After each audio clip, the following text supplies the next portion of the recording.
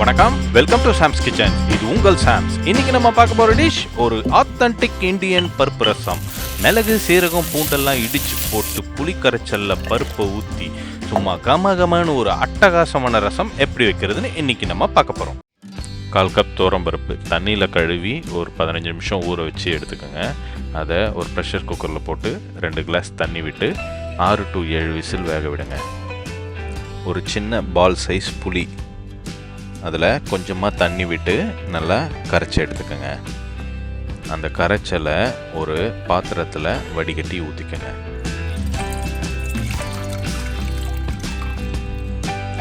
ரெண்டு medium size தக்காளி இந்த புளி கரைச்சலில் போட்டு அதையும் நல்லா பிழிஞ்சி கரைச்சி விட்டுக்கோங்க.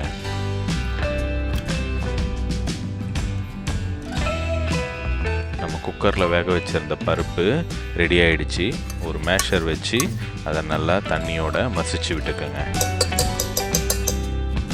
ஒரு சின்ன குத்துரலில் 5 பல் பூண்டு தோல் உரிக்காமல் போட்டுக்கோங்க. 1 ஸ்பூன் முழு மிளகு, 1 ஸ்பூன் சீரகம், இதெல்லாம் போட்டு நல்லா இடித்து எடுத்துக்கோங்க. கொரகொரன்னு இடித்தா போதும்.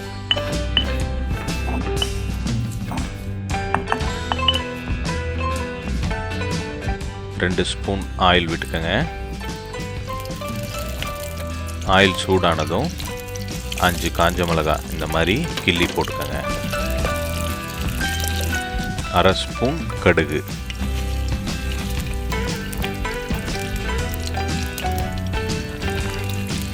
கடுகு நல்லா பொரிஞ்சு வந்ததும் 1/2 ஸ்பூன் வெந்தயம்,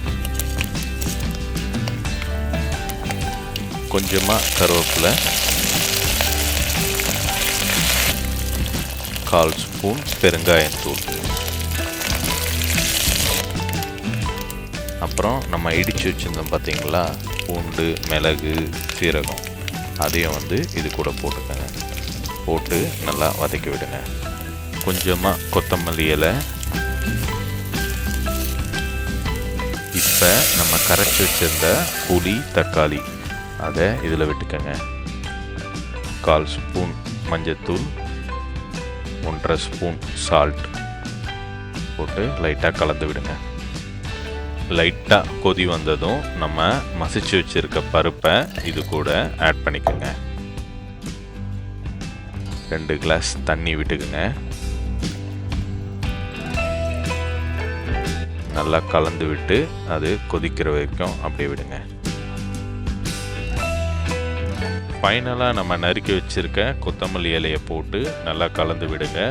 கமகமன்னு ருசியான பருப்பு ரசம் ரெடி ஃபார் சர்விங். இந்த மாதிரி ட்ரெடிஷ்னலி ஹெல்த் பெனிஃபிட்ஸ் உள்ள ரசம் நீங்களும் ட்ரை பண்ணி உங்கள் ஃபேமிலியோட என்ஜாய் பண்ணுங்க.